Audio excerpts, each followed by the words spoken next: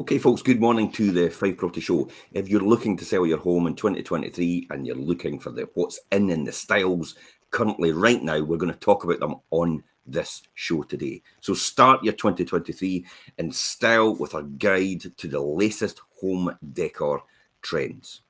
What are your big plans for the year? Fitness, wealth, travel, something else? Change is always in the air when January arrives. So when entering 2023 on the back of quite a ride when you think about it, lockdowns, Brexit, empty shelves, four prime ministers, wow. that's quite a thing, eh? Working from home, strikes, inflation, and geopolitical turmoil as well when you think about it. It's all been very real. With so much external upheaval, no wonder the interior design is seeking to satisfy the desire to feel more in control, something we can all achieve at the home with a strong sense of personal style. As well as giving your home a fresh new look, new decor trends can help add thousands to your home by reflecting what buyers see in glossy magazines and designer showroom displays. So if you've been waiting for life beyond the cottage core, farmhouse Scandi and neutral tones, then we've got some good news for you today. This year is set to return for the decadence and the bold statements through nostalgic glamour, luxurious finishes and vibrant colours. So this is what we've done. We've pulled together the latest words from the world of interiors to bring your home decor trends in for 2023. Andrea, good morning. What are the first things we need to talk about in 2023? What are what's the things that we want to discuss so far? What's the best thing? Right. Well, we did a show back in 2021 about the design trends that were coming in for 2022, and 2023 is actually moving away from those trends. So if you did your house up last year, then it's not going to be in this year. But that's something to keep you going. There's no money to be made in telling somebody, well, you can just do that once and it'll last you for 20 years. No, I mean, I think the greys and the beiges are going to be out. Yeah. And colours going to be in. So the home accessories are taking now more organic forms, shapes, introducing shapes and colour, softer edges where square and sharp edges were in last year. Got a lot more relaxed and a sumptuous style for 2023. So you're going to tell me that Magnolia's back in fashion? Yoo-hoo! No, maybe on some walls. Maybe Magnolia, but should be your feature wall, and then get colours in everywhere else. What could we expect then? What could we expect? Well, you're going to see evolutions. Yeah, you're going to see evolutions of classic design. And you can just sort of relax, sink into, curl up. So your Chesterfields. I've just spotted actually my neighbour's got a Chesterfield. She's just redone her whole house and she's got a Chesterfield sitting in at her bay window. So they're definitely in. I've noticed that in a couple of properties I've actually been to recently where there was Chesterfields in there. Now, for me personally, I thought that was, that's about out of character, but it is something that's definitely coming back this year, isn't it? Yeah, and not in leather either. Your leather heavily buttoned Chesterfield used to be the very top of opulence, but now it's going into the softer fabrics. So you're bringing in the more modern, but with a classic trend to it. So we're going to be looking out for more oval and circular dining tables on cylinder legs, tulip bases, and for that convivial and conversational meal times. Not just your bog standard oblong table and your ordinary wooden legs on it. So you could also get a quick fix with timeless curved accessories like mushroom lamps, arched mirrors, round rugs and circular cushions. So the theme coming through here is really all about circular, because I noticed you'd actually said, just the other night about dining tables. It's and the difference between just having the square leg and the circular leg on it. Yeah. So circles seem to be a thing that's coming in. Do you think that's it's more calming? It's more calming as well. I suppose you're right when you think about it. I know it sounds daft, but when you look at the things like what they talk about chi in a room and the rounded edges, yeah, you're absolutely right. It doesn't. It's not as. It's not as. I'm not really looking for the word violent, but it's not as. It's not as jarring. Yeah, yeah, it's not as in your face. Yeah. And I suppose for the next year, it's something different to talk about with your guests. You've gone for round.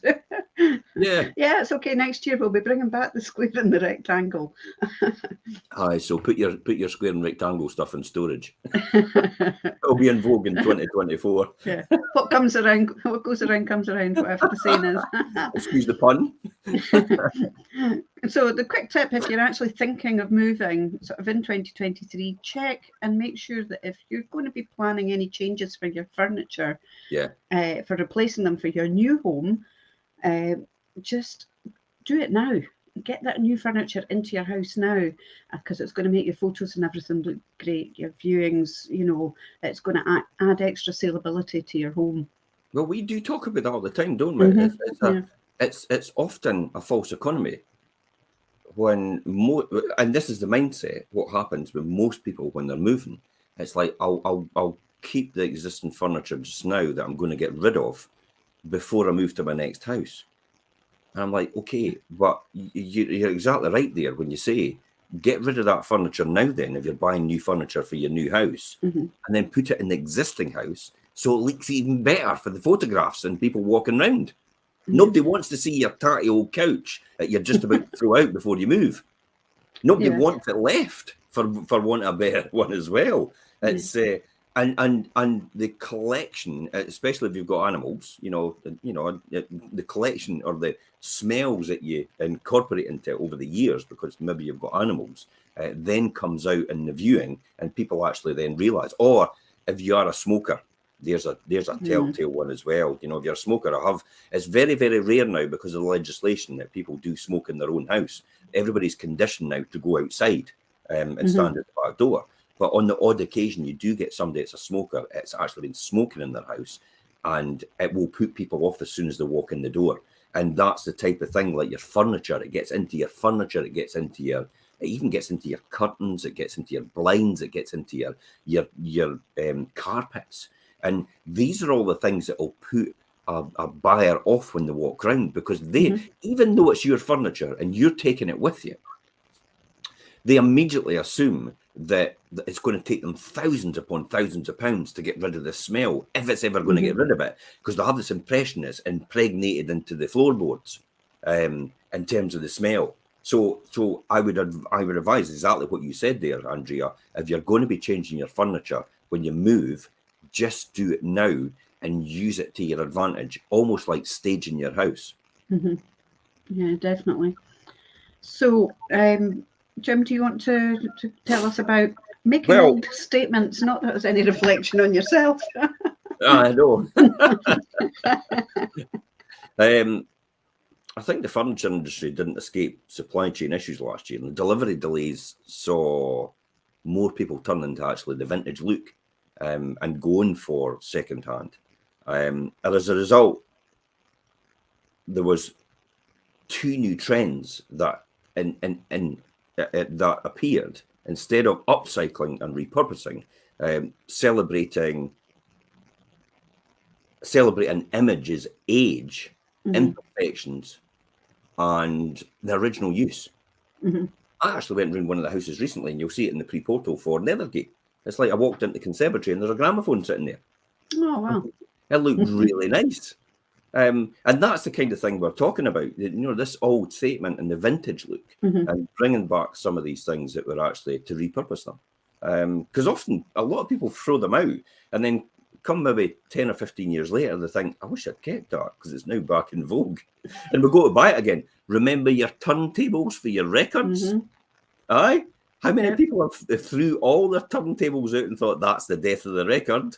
And now it's all retro. Everybody's having to buy them again. It's like they're charging £200-300 sometimes for these turntables. It's like they've got shelves full of records that they can't play anything on. Yeah, that's it. And it's like, hey, it looks good. It looks good on my shelf. And look, I've got Pink Floyd, Dark Side of the Moon. Yeah, have you got something to play it on? No.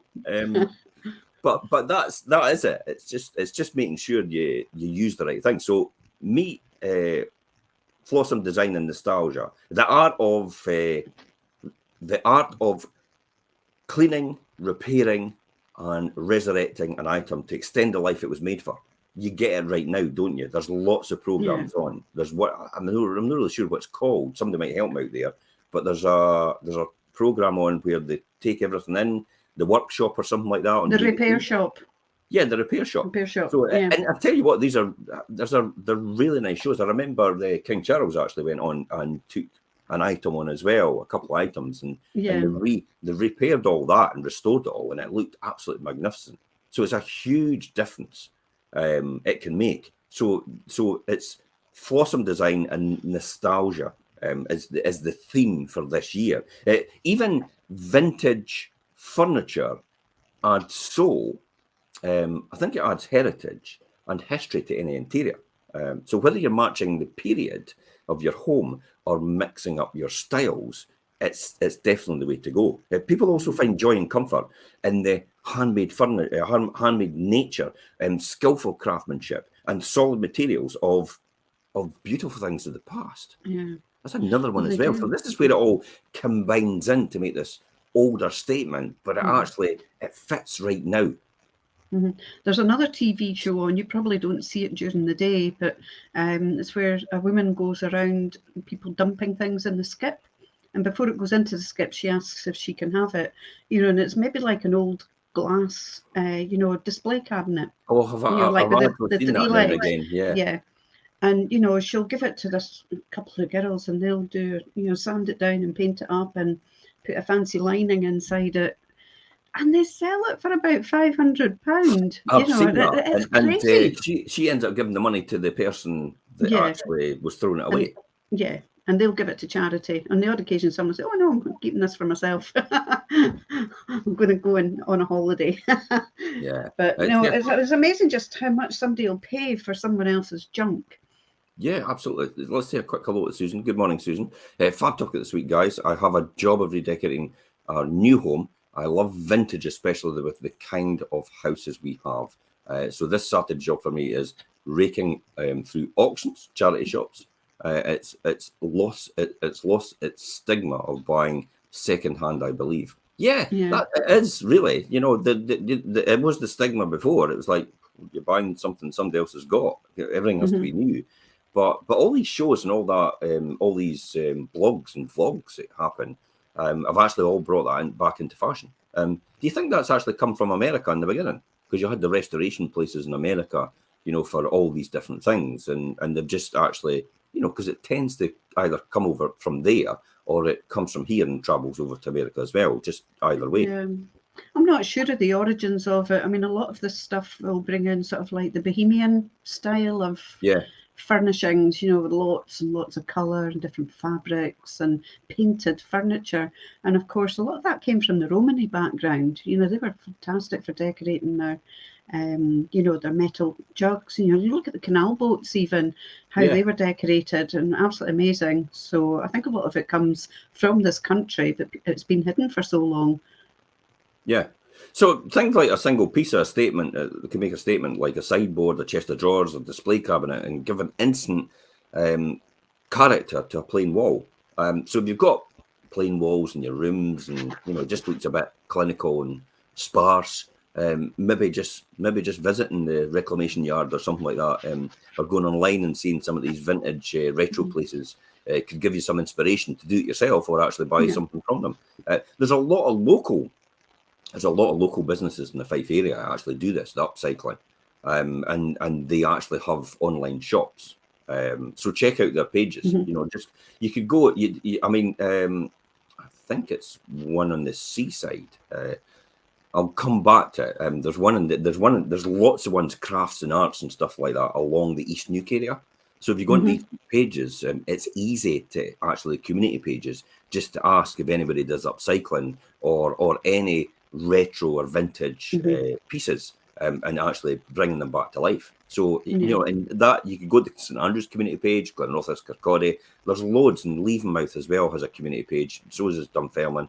So they're all over Fife. So it's easy because there'll be somebody out there who will endorse someone else, isn't there? Absolutely. There's also a fantastic sale and auction room just outside Auchtermuchty at Dunshaughlin. Yeah. I mean, I picked up a fireplace there from my previous house, a fire surround. You don't pay loads and loads of money for them, and you can buy. It doesn't have to be auction. You can buy. There is a bit through the back where you can buy straight away. So it's worth going to. But even look at what you've got in your house at the moment.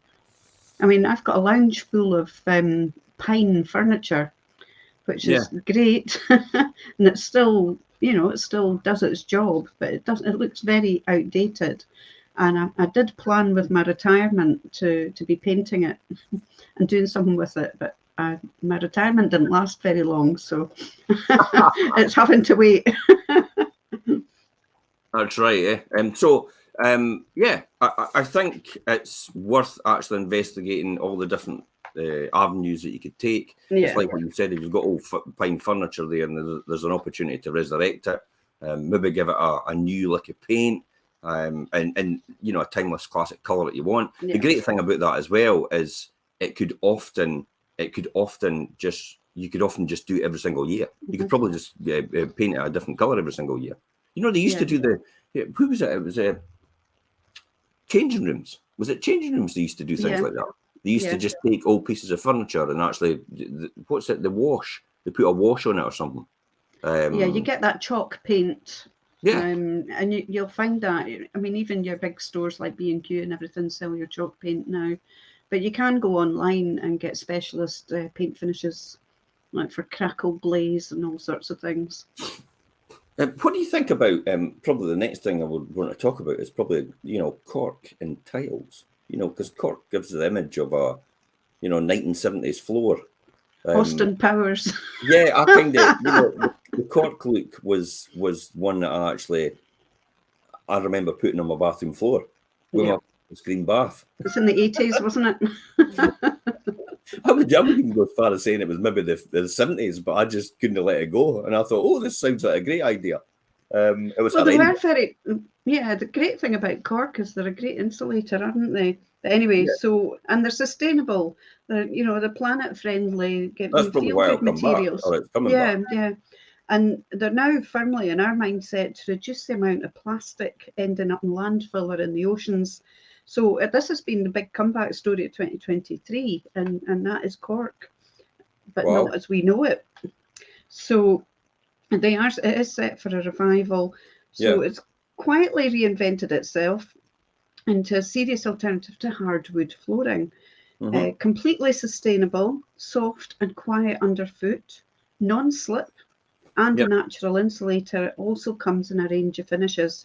So, I mean, there are companies out there that people could look up, but there's one called Camada Corca from the Colour Floor Company. And,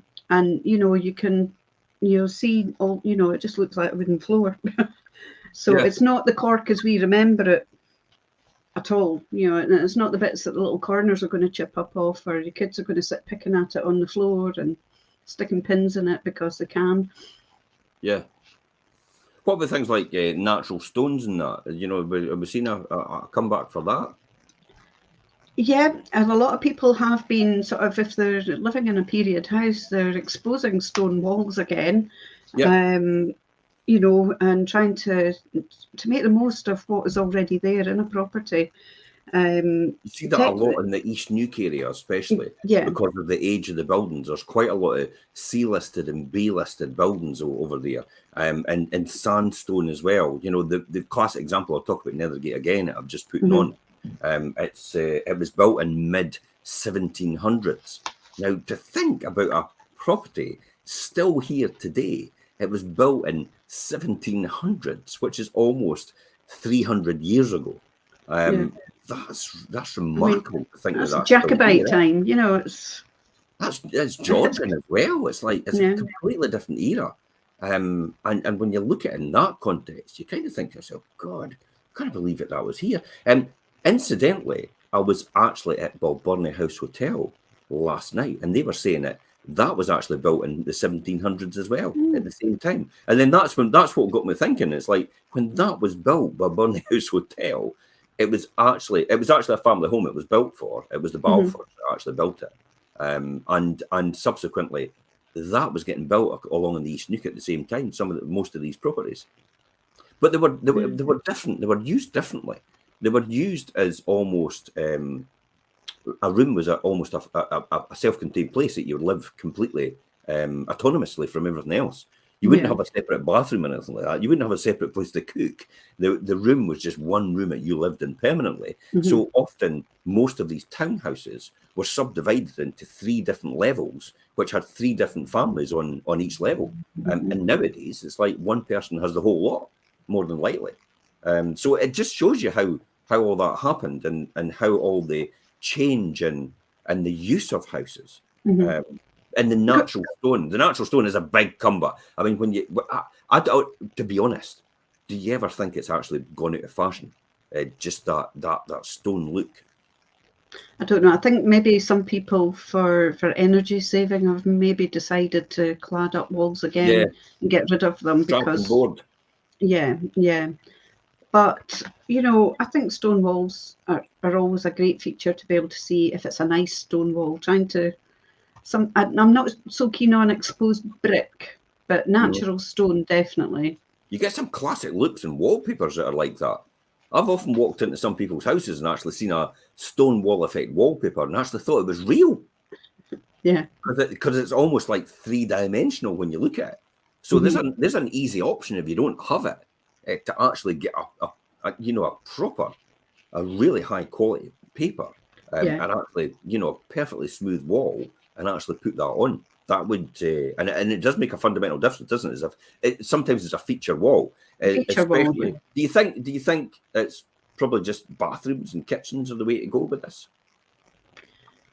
Oh, I have seen exposed brick in kitchens, maybe an area of it behind a nice aga or, a big stove, or in an alcove. But I think for warmth and for the ease of keeping things clean, because stone's not easy to, it collects dust and things. So it'll all depend on your circumstances. If you've got allergies and things, you want a house that's easy to clean. You want something that's going to be easy to heat now, but you're going to want something that's going to make a statement as well. So I think you can have the best of both worlds with that. There's a compromise there, really, isn't there? Yeah. And it's coming to exactly what's the right balance for you. But there's no doubt about it. Natural stone and textured tiles are very stylish and naturalistic looking, and they are actually making the comeback for the kitchens and bathrooms in 2023. Even updating things like your splashbacks or your fascias below a breakfast bar can make the whole room feel like new. What else do we need to think about then? Right. Well, you don't have to do a complete renovation and have builders and dust in. You can add accessories just like ceramic or cork planters, trivets. That's the things that you put hot pans on, and big pots, table mats, coasters for a warm injection of 2023 style. These are all the things I told everybody to be declutter in 2022. So things you hide in the cupboard. It's like, I'll phone everybody back up and say, remember I was talking about putting all these in your cupboards? Go and bring them back out and put them on your wall. I know, the sort of thing I open my mum's cupboards in her house and, Mum, do you really need this? It's Tupperware from 1960, but it's the mixing bowl. It's the one you mix your cakes in, one you mix up the cement and the grout in. It's the one that the kids used to puke in. So it's multi-purpose. I've seen that from years and years ago. There's an orange one in my mum's house. There's an orange one in my mum's house, and it's got a serrated top or something like that. All the way around that you push down. It's that's bizarre that you actually mentioned that. I wonder if anybody else out there actually remembers things like the Tupperware and stuff like that, and the mixing bowls. And the mixing bowl was your sick bowl as well. Thoroughly cleaned between uses, I must say. And the thing is, you never had dishwashers at that time. You just had to do it in the sink. And it's like nowadays, if that happened, I could see a lot of people being, oh my God, I would never do that. You have to throw that bowl out. And it's Oh, like, you just put up with it, didn't you? yeah, and we've survived, so it must have worked. Oh. And so, as well as being environmentally conscious choice, introducing natural, durable, and sustainable materials into your home Yeah. creates a sense of longevity for years of enjoyment. It's also a great selling point for buyers. Hmm. It is, if you've got, I think if you've got sort of like slate or granite, worktops and things, people are going to see, right, they're going to be hardy. They're not going to get the knife scores in them when you haven't used the chopping board because it's still in the cupboard. And Yeah. then, we're not going to have to change this in the next 5 years at great expense. Yeah. Definitely the granite worktops will look amazing. Hmm. Sometimes when you get that sparkle coming in when the sun hits it, Yeah. it just sets off the whole place. But you really need to get something that's actually going to be quite. It's going to last a long time because it is quite expensive to get, Hmm. and a long time, and it will definitely be durable. I tell you when it's coming in as well. In terms of worktops, it's that trespass style look. I don't know if it's the Formica worktop sort of, the thin sort of Oh, yeah. worktop, that sort of Formica worktop, or I call it Trespa because I'm so used to it, because Trespa was Uh-huh. a design or a company that did the refits for the schools. So it was Hmm. we always put Trespa worktops in chemical labs. That's Yeah. because if you spilt acids on that, Hmm. they'd be perfect. You just wiped Yeah. it off, Yeah. and it would The, leave no marks at all. So that's the kind of, I've noticed that recently on some of the mhm. kitchens that are coming in, that they're Yeah. getting these wee wafer thin almost worktops, and Yeah. it is that sort of um, composite. I think the Yeah. thin composite Yeah. design with a nice print on the top of it. Hmm. I recently did a new kitchen for my daughter. And when I say I recently did it, I didn't have workmen in doing it apart from for the worktop because that needed, Yeah, special jig, which I didn't have. I would say the only thing that you fit the kitchens yourself, don't you? I have done, yeah. Never again. That's remarkable, though, is the fact that Oh, you do never that. Eh? again. Well, if you've got a mind to do something and you've got pretty much all the tools to do it, Yeah. there's not a lot of it's not rocket science, it's basic common sense. Mm-hmm. It's not that common, though. No. But the thinner worktops have come in more recently because obviously your units are standard heights, and a lot of people are now buying units that they can put in the under counter LED lighting. Yeah. So you use the thinner worktop with those, because the units that take that are just fractionally higher to accommodate for the lighting.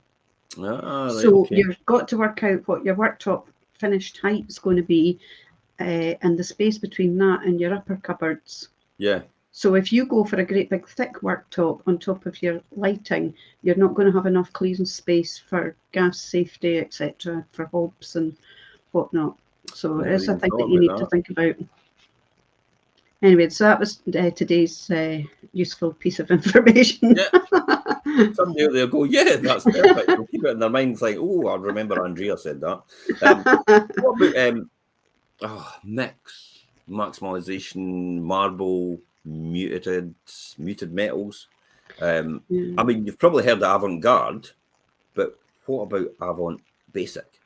Uh, the trend took social media by storm last year, with extravagant images of colourful art, fashion, and design. For 2023, it's making its way into homes now. I don't think anybody's aware of that, but you'll maybe see it in emerging markets, things like TikTok and that. You get Mhm. sort of the extreme on TikTok, and then it's kind of makes its way to mainstream social media platforms like Facebook and Instagram.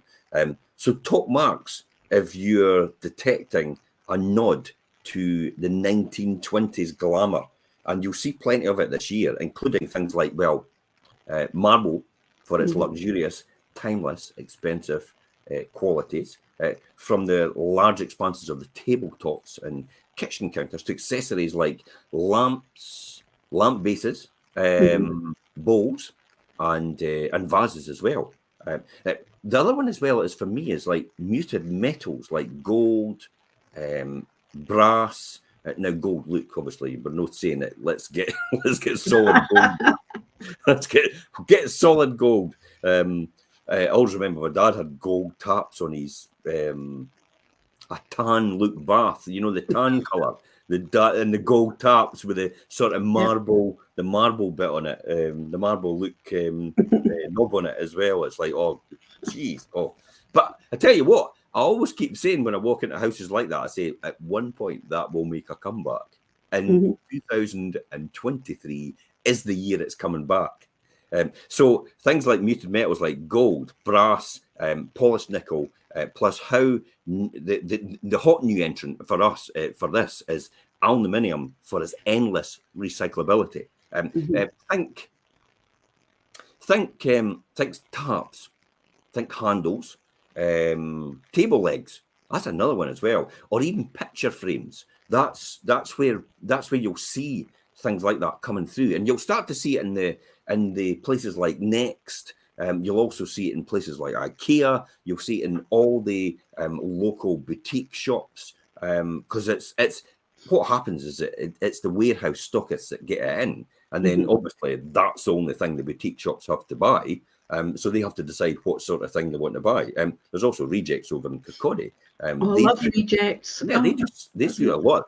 It's weird that the fact that it's called Rejects, but it's been extremely successful all these years. I think it's because they used to get all the end of line stuff, and then that's how they used to sell it, and that's where they got their name from. I think, if anybody else could tell me why Rejects in Kirkcaldy, it's called Rejects in Kirkcaldy.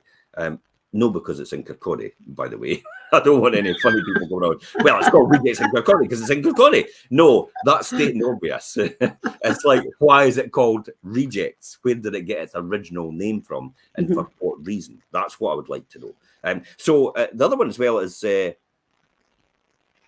Maximalists' designs on wallpaper, rugs, curtains, and textiles, with vibrant and busy floral motifs on darker backgrounds, for a decadent take on nature. That's another one as well, isn't it? Yeah, well, we just redid our conservatory last year, and it's the only room that had never been done since we moved in. So I decided that it'd be good to have a wallpaper on the one wall, the only wall. And I said, I'd really like a big floral pattern. I want to do something really quite flamboyant with it. And of course, my husband didn't agree. So I went out and got a whole pile of samples and everything. But, well, actually, no, he chose the paper. In the end, we've ended up with quite a really nice paper with leopards and zebras and giraffes on it. It looks amazing. So just waiting for it to warm up again so we can actually use the room. And then, but then I always find that amazing when you look at that, and at this point in time, you think that absolutely looks wonderful. But I'll guarantee in 10 years' time, when you look back on it, you'll think, "Jeez, what?" It'll not be there in 10 years' time. Yeah, you know what I mean. It's like, what was I thinking? It's like the classic. As I keep joking all the time. At some point in time, a pampas green bathroom suite will actually come back into fashion. We will start to go into colours like the purple and the greens and the dark blues and stuff like that. They will end up probably all coming back. Yeah. But those colours are in, Jim. You're seeing a lot of those just now, apart from the purple. Yeah. Because I went to try and buy a purple duvet cover because we have a room that has purple curtains in it, believe it or not. And I couldn't find one anywhere. Purple is not in this year. Yeah. Or lilac. Wow. So I had to go for the next best thing. Yeah, definitely. And so just to recap then, the dash of opulence can go a long way in any home, particularly if you're styling yours to sell. That's the key here. If you're styling it to sell, then it's a golden opportunity to do that. There's even some places that have actually appeared and popped up, some businesses now online that can actually help you style your house to actually sell as well. So check these out. You know, there's a lot of them online now. They're starting to appear on the community pages. They're starting to appear on the Scottish property page. one of the ones that I look after, I'm an administrator for. So these are actually starting to eke their way in from design houses and, just small businesses. And they love to do what they want to do, and they want to work on a way to monetize it. And, because it's a hobby, and then that's the next steps for them to move to that level. So just remember as well, though, that too much glitz can turn into bling, and sometimes less is actually more. I actually remember seeing a newspaper article, a magazine article of this. It was an older gentleman. He must have been in sort of 70s, 75 or so, but they'd lived in their council flat somewhere in the UK for loads of years, for about the last 50 years. And they have gradually created it into like the Palace of Versailles in the inside. It's all gold leaf and this painted ceilings with clouds and everything. It's absolutely amazing. But I mean, that's their home, and that's great that they've been, felt they've been able to do it, and they love it. And that's the main thing. I've seen a lot of people do that, and it's quite remarkable. It's one of the things actually that I benefited from the very beginning when I started as a landlord and a property investor 30 years ago. It's like I just made sure the interiors were absolutely brilliant. People, as soon as, even though the exterior, because you can't really do anything about a street or anything like that, but even though that was, it's like it wasn't the most attractive street. As soon as you walked into the property, you just felt like, wow, I could stay here straight away. And that was the impression I gave straight away, and that's why occupancy rate was so high, and so many people wanted to come and stay in the properties that I actually rented, and for that very reason, because I did the interiors properly, so people actually could see themselves moving in straight away rather than having to do anything. And that was literally just down to things like, new carpets, clean and tidy. It's remarkable how that much, just the wee clean and tidy bit makes a fundamental difference. It's that when you walk in the door again and you get that smell of flash, or some air freshener. It's advertised on the telly as the next best thing to make the impression that your house is clean. I've often done the wee trick as well, just spraying flash into the sink bowl and into the toilet bowl, and that's it. And not actually clean the bathroom when I walked into a property, just spray them in the toilet bowl and the sink bowl, because as soon as somebody walks in the bathroom, they just smell flash or something like that, and they think, oh, wow, this is great. So I wish you'd stop saying flash. I keep wanting to go, ah. So it's just a wee trick that you can use. If you have a stainless steel cooker as well, if you have a stainless steel cooker, or you've got anything stainless steel, and you want to actually take the blemishes out of it, because stainless steel is renowned for doing that. Actually, a tiny bit of baby oil on a kitchen roll, and actually just wipe it across it, and it looks perfect. It has a great sheen to it. And even if you've got a stainless steel sink, it doesn't look the best. You can actually do it on that as well, and it just brings it up nice and shiny and gleaming for the view in itself. And again, you get that smell of the baby oil when you walk into the kitchen, and it makes people feel relaxed. They don't actually know what's happening, but it's stimulating the senses, which actually relaxes their brain, which makes them feel great about being in the room. See how that's done? Yeah. A really good one on TikTok to check out is Clean with Jen. She's got 1 million followers, but she talks about cleaning and all the tips and everything like that. And she's local to Fife. So that's a good person. If you're on the TikTok channels, Clean with Jen is a really good one to check out. She's got a lot of tips and helps and advice on how to do things quickly and efficiently.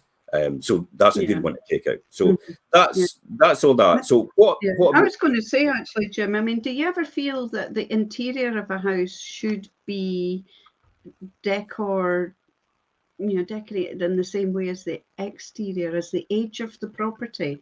So if you've got an old cottage, say like from the 1700s, would you have it done in an industrial style in the inside? Or if you had a modern flat, would you do it in cottage style in the inside?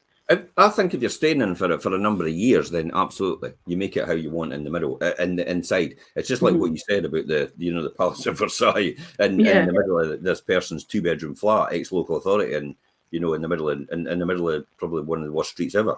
But it's actually his wee palace and his domain. or her domain for all these years. So if you're keeping it for a lot of years, then absolutely put your own stamp on it. After all, you live in it every single day. So why would you not want to make it how you would want it? Rather than actually preserving it for someone else to get the best use of it.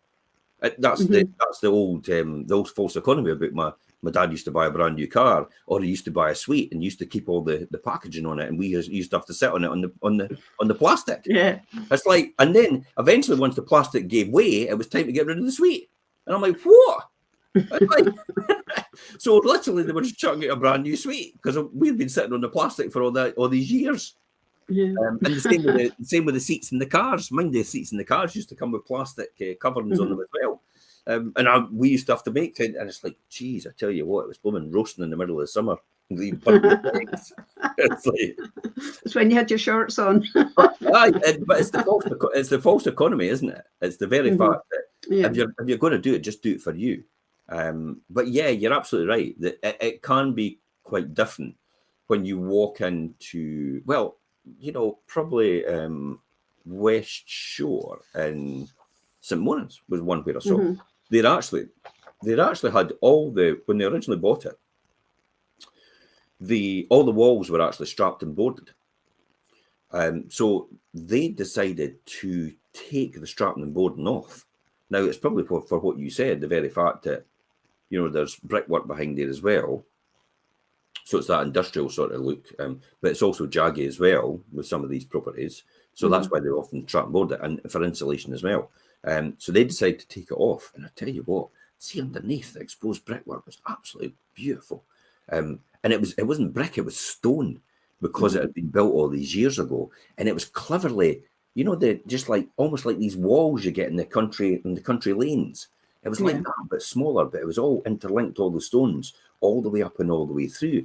It looked absolutely amazing as a featured wall on both sides of the room. And then you had the 2 windows or 3 windows on the front, traditional sash and case, looking out over the sea. And then you had the back wall, which was just a plain wall. So everything was set off. And then even better, they had the fireplace. Incidentally, they actually found a wee sort of a sheath of hay, and they're just there. And apparently, they used to do that. I asked Leonard Lowe about it, but they knew about this as well, actually, the story behind it, because Leonard Lowe's a historian. And I asked Lenny about it, and he said it's to do with good luck. So what they did years ago is they actually took the stone out and they put a wee bit of barley or hay behind the stonework and actually just cemented it up. So often they did actually put other things in there as well, but we didn't more interesting than a body. Well, we didn't want to talk about that sort of thing, but that's for want of a better thing. They used to do that with some animals. They used to put behind walls as well, which was pretty horrible. Thinking that would scare away the witches at that time, and the evil demons were about in the area, which was a complete fallacy, to be honest. But that was the thought process in the 1700s. You've got to remember it and put it in the context of that. So yes, if it's a long-term thing, make it how you want it. But often just look for these opportunities where you maybe think a feature wall has actually been covered up, which actually might actually look really nice. You can even sometimes find fireplaces behind a lot of walls, and often some of them are still fully intact. People just put a boarding across them completely and just leave them where they are because they just don't want to rip them out. And then by the time you bring them all back and restore them, often it's like they look amazing. Yeah, when I was doing up my old house to get it sold, some of the old lath and plaster walls had become crumbly behind the wallpaper, so pulled them down and got plasterboard to put up. And in my son's bedroom, when we took the old lath and plaster down, there was a little alcove in behind the wall, and there was this piece of like baking paper all wrapped up. So I opened it up, and here is an old bourbon biscuit just enclosed into the wall. I didn't see if it was still tasty or not. Oh, God. Oh.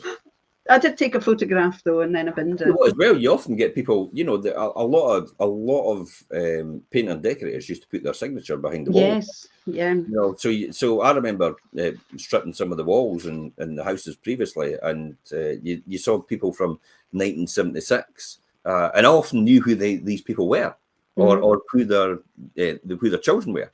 So it was actually quite a nice touch to see that. They often did it. They always did it in pencil, actually, because if you did it in pen, it would eventually come through into the wallpaper. So Yeah. that's why I did it in pencil.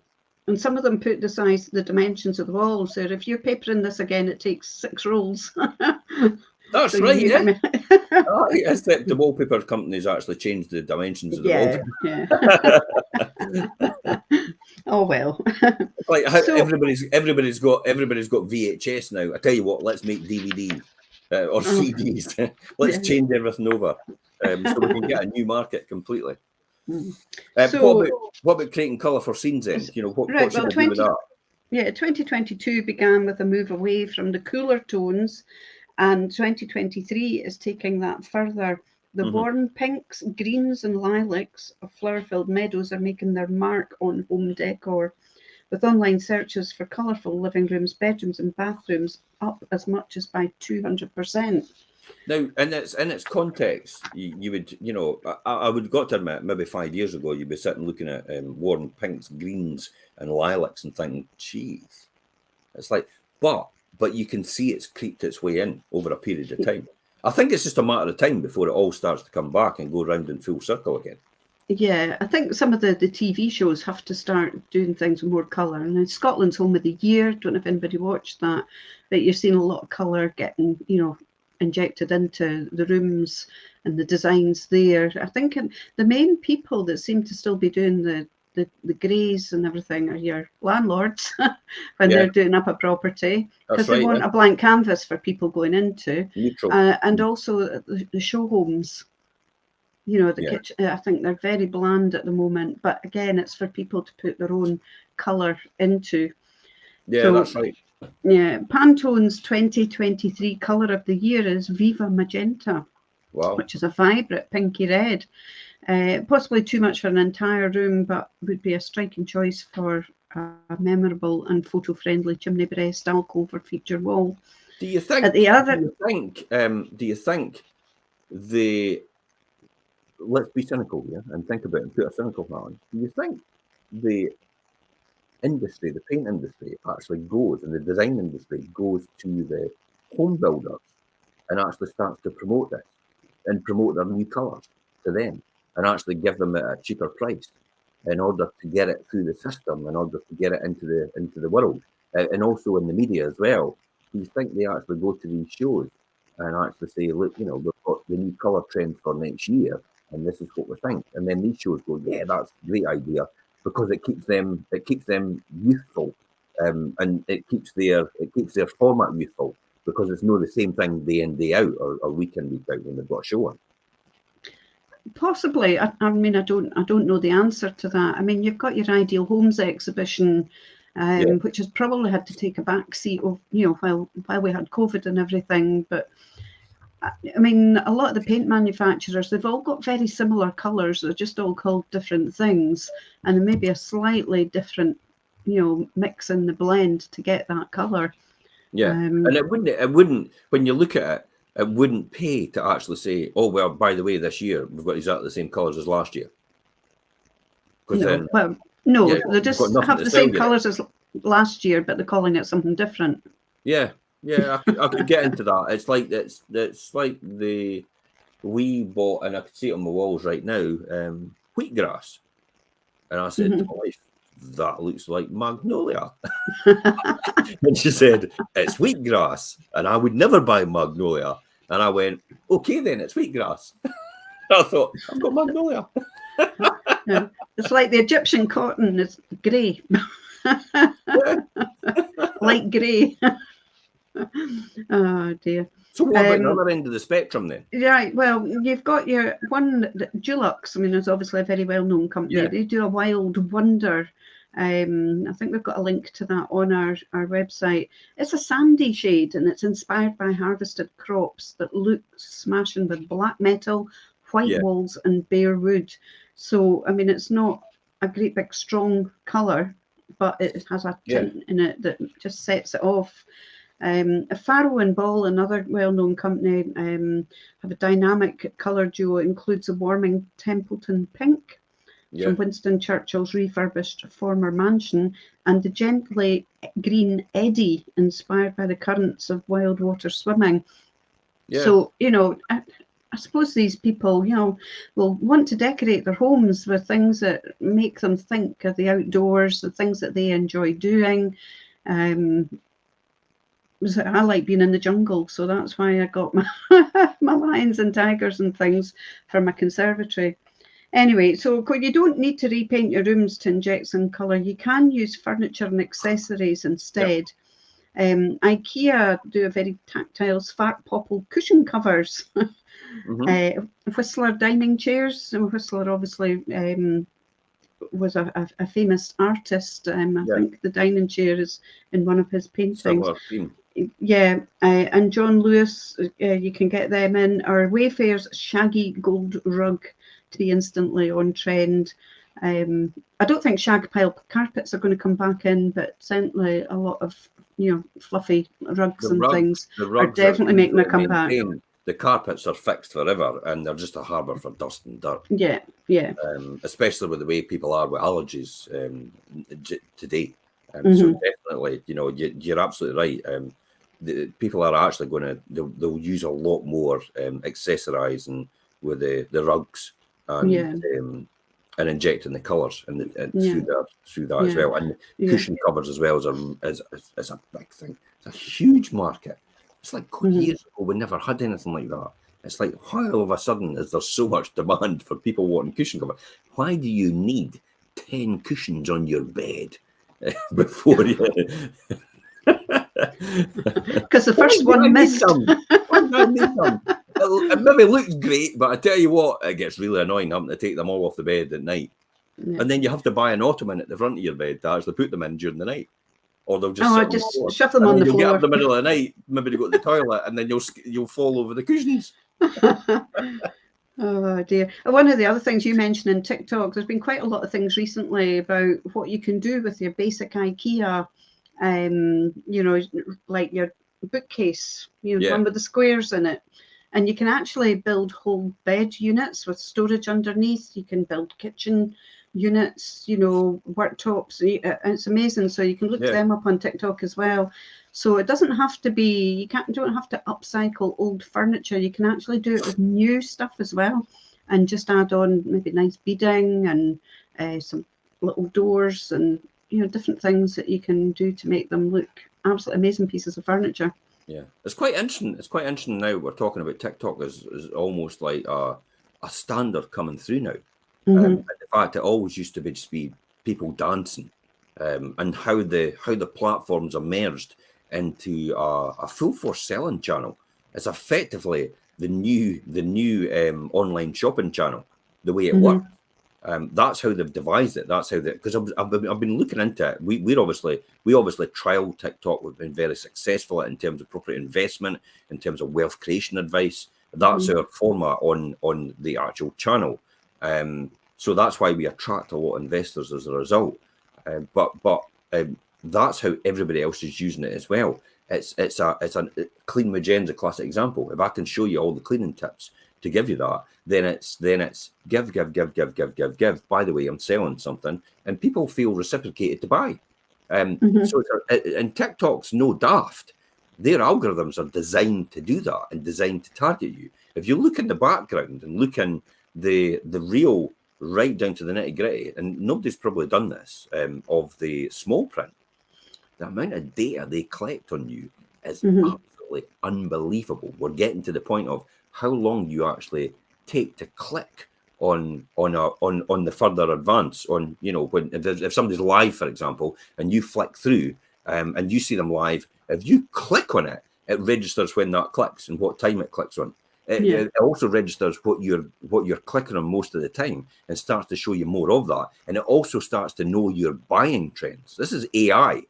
AI is very, it's you're going to, and often as well, I've got to admit, we're using it on Facebook anyway. We use retargeting technology. We use AI to do a lot of the heavy lifting for us and get back in front of the right audiences.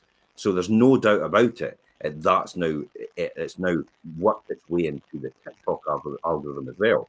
But more and more people are doing online shopping, and you're getting it's almost. I said to something last night. It's almost like become bid up TV. You know when I used to have a few drinks, and during the evening, from years ago when I used to come back from the pub, like many people did, you would start in front of the telly, and the only thing on at night was probably bid up TV, and you'd sit and look at it and think, yeah, I could do with a chainsaw. It's only £99. Wow, for 99, I'll buy it. And it's like they end up with useless rubbish that you would never ever use in your garage. And effectively, that's almost what's happening with TikTok. It's becoming that sort of channel where you see loads and loads of people selling stuff online, and it's like you would never buy this in a shop, but it's done in such a way. It's so engaging. You almost feel like you want to keep. It almost makes you feel like you want to take part. And by buying something, you feel that you're taking part in the journey because the person at the other end is so entertaining in terms of what they're doing. That's what it does. It is very, very smart technology. Cutting edge in terms of AI, definitely. Anyway, let's get back to this. Let's finalise this. So what are your final thoughts on this then? Right. So if you're feeling inspired by what we've said today, however ready and confident you are to update your decor, designers often advise evolution over revolution. Introducing one or two elements of a new trend to complement your existing style can create a fresh new feel without feeling faddy or dating too soon. Yeah. Not everybody can afford to throw out all their furniture and bring in new. Maybe do one room at a time over the year, or just gently introduce maybe a new piece of furniture to replace something like a new sofa or something. Yeah, I think so as well. My final words on this is, just to finish off here, if you are thinking of selling right now, then my best bit of advice is if you're thinking about if you're getting new furniture for your new house and it does fit in your existing house, then do it now. So your house is actually looking pristine and new for a buyer, because they're more likely to pay more money. They're not buying your furniture, by the way, but because it's dressed and it's new, they could see themselves living in it straight away, and it makes a fundamental difference.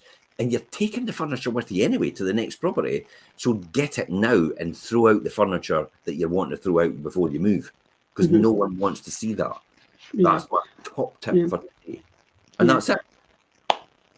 Thanks very much for coming on the show, Andrea. Really appreciate it. And thanks everybody for tuning in. If you've got anything else to say after this, please feel free to put something in the comments. We will come back to you. You can message us direct on this post as well, or you can contact us the usual details. We've got contact details and our link on here as well. You can get any of the offices or anything like that. But generally, you'll easily get us through social media and through Messenger and stuff.